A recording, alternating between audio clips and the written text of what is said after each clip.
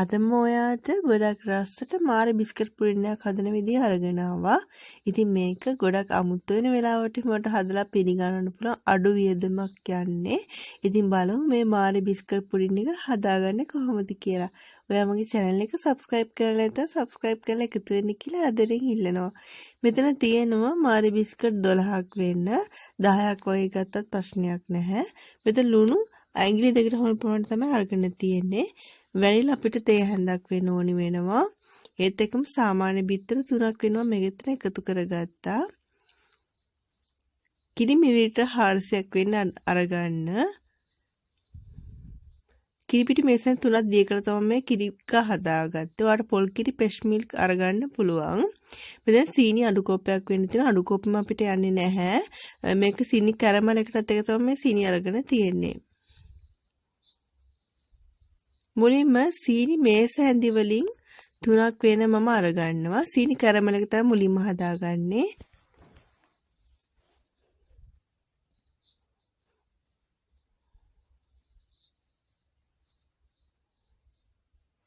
මේ තියෙන ඉතුරු සීනි ටික අපි මුලින්ම කැරමල් එක හයිට හදාගමු. මම ගොඩක් කැරමල් හදන විදිහ වලට කියලා දීලා තියෙනවා. ඉතින් මම මේක වැඩි වෙලාවක් මේක වීඩියෝ එක කරන්නේ නැහැ කැරමල් හදන විදිහ.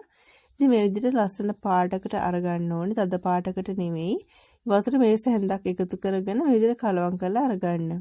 ඉතින් මේ වගේ පාටකට එනකොට ඔයාලට මේක ලිපෙන් අයින් කරගන්න පුළුවන්. තද පාට අරගන්න බත් හිතරස් එනවා.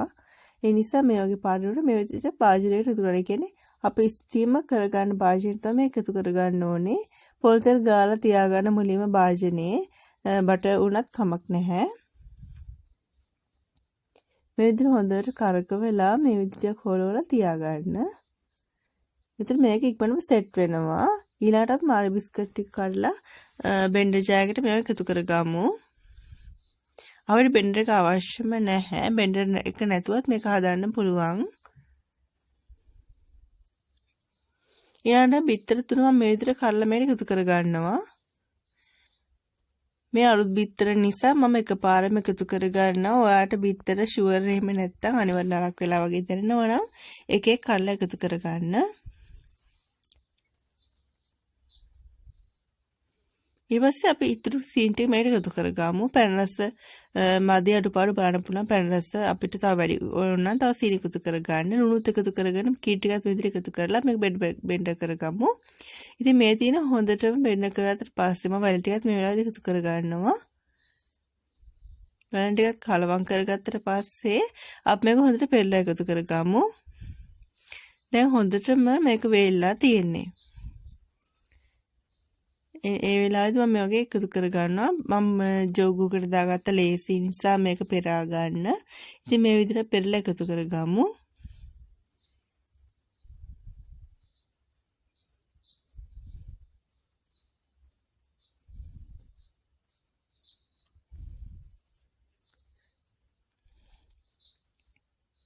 අද මම මේක දරලිපේ හදන්නේ ස්ටීම් එකේ oven එකේ හදන්නත් පුළුවන් රයිස් කුකර් එකේ හදන්නත් පුළුවන් මේක.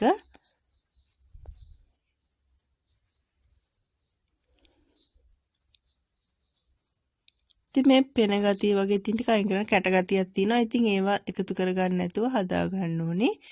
දැන් මේකේ පෙන ගතිය වගේ චුට්ටක් මේ උඩින් තියෙන නිසා මම මේක අයින් කරගන්නවා.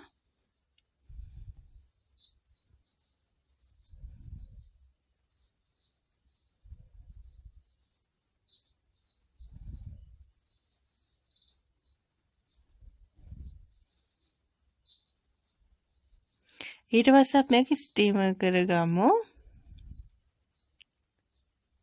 විනාඩි 30ත් 35ත් අතර ස්ටීම් වුණාම ඇති මේ මාර බිස්කට් පුරින් එක. ඉතින් මේ වගේ එකක් තියාගෙන ඒක උඩින් තියාගන්න. හීල් වැහෙන විදිහට තියාගන්න එපා. මේ වගේ තියලා හොඳ පියනකින් වහගන්න නැත්නම් ලන්ච් ෂීට් එකක් උනත් කමක් නැහැ ආවරණය කරලා තියාගන්න. ඊට පස්සේ අපිට මේක ස්ටීම් කරගන්න තියෙන්නේ විනාඩි 30ත් 35ත් අතර. ඉතින් මම මේ ඔයාට හයිටම් පෙන්නන්නේ විනාඩි 35කට පස්සේ. ගොඩක් රස්නේ මේ වෙලාවේදී. ඉතින් අපි මේක නිවෙන්න තියාගන්න ඕනේ විනාඩි 15ත් 20ක් ඒ අතරතුර තියාගත්තාම ඇති මේ තියෙන හොඳටම නිවිච්ච වෙලාවක් වුණාට මම මේ පෙන්නන්නේ. හරියටම පැය භාගයකට පස්සේ මම මේ වාඩි වීඩියෝ එක අරගෙන ඉන්නේ ආය. ඒකෙන් ටික නිවුණට පස්සේ පැය කාලක් තිබ්බත් ඇති. ඉතින් රස්නේ පිට එහෙම මේක අනිත් පැත්ත හරව ගන්න එපා. ඒතර කැඩෙන ප්‍රමාණය වැඩි.